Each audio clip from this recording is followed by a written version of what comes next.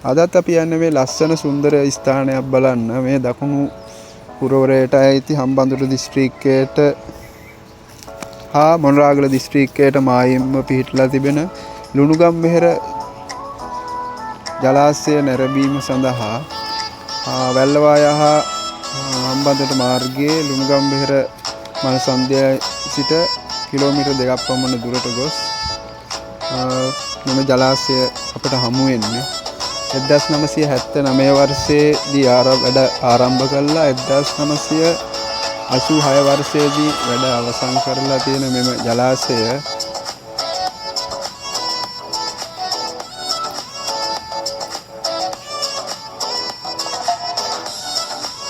ලුණුගම්වෙහෙර වනෝද්‍යානයට සහ උඩවල වනෝද්‍යානවලට මායිම්ව පිහිටලා තිබෙනවා.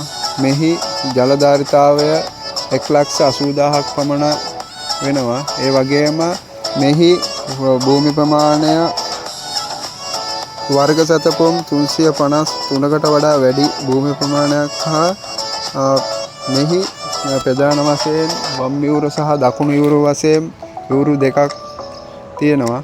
ඒ වගේම අක්කර 40000කට වඩා වැඩි භූමි ප්‍රමාණයක ගොවිතැන් කටයුතු මෙම ජලාශයෙන් මිරිදිය දීවර කර්මාන්තයත්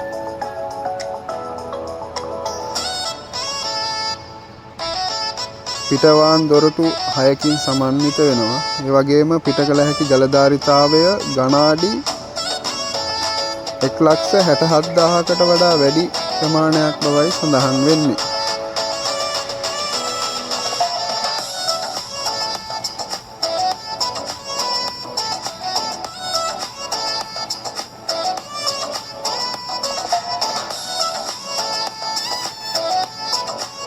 මෙම ජලාශය නැරඹීම සඳහා දෙස් විදෙස් සංචාරකීන් විශාල ප්‍රමාණයක් මෙම ජලාශය නැරඹීමට පැමිණෙනවා. ඒ වගේම මෙහි ස්වභාව සෞන්දර්යය ඉතාමත් සුන්දරයි.